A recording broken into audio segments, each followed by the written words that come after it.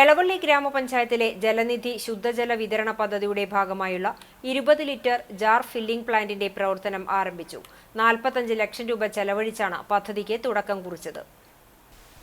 Jar പ്ലാന്റിന്റെ ഉദ്ഘാടനം Murali Perunnelli MLA നിർവഹിച്ചു. എളവള്ളി ഗ്രാമപഞ്ചായത്ത് പ്രസിഡന്റ് ജിയോ ഫോക്സ് അധ്യക്ഷനായി.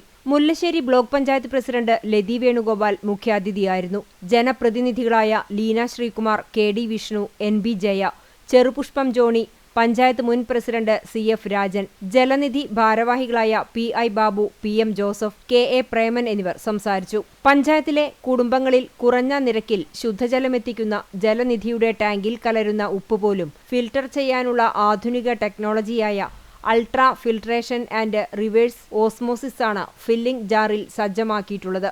ഉപ്പു ഭീഷണിയെ തരണം ചെയ്യാൻ മണച്ചാൽ കൃത്രിമ തടാകം, തിരുവില്ലോമല ബൾക്ക് വാട്ടർ പദ്ധതി, ഇടിയൻചിറ, ഏനാമാവ് ഷട്ടറുകളുടെ നവീകരണം എന്നിവ നടപ്പിലാക്കാൻ നടത്തുന്ന ശ്രമങ്ങൾക്ക് പുറമെയാണ് 20 ലിറ്റർ ജാർ ഫില്ലിംഗ് പ്ലാന്റ് ആരംഭിച്ചത്. മണിക്കൂറിൽ 3000 ലിറ്റർ വെള്ളമാണ് പദ്ധതിയുടെ ഭാഗമായി ഫിൽട്ടർ ചെയ്യുന്നത്. തന്മൂലം ദിനംപ്രതി 1200 ജാറുകൾ തയ്യാറാക്കാൻ സാധിക്കും. ആലുവ കേന്ദ്രമായി പ്രവർത്തിക്കുന്ന ഫ്ലോ മാക്സ് വാട്ടർ കമ്പനിയാണ് പ്ലാന്റിന്റെ നിർമ്മാണം നിർവഹിച്ചത്.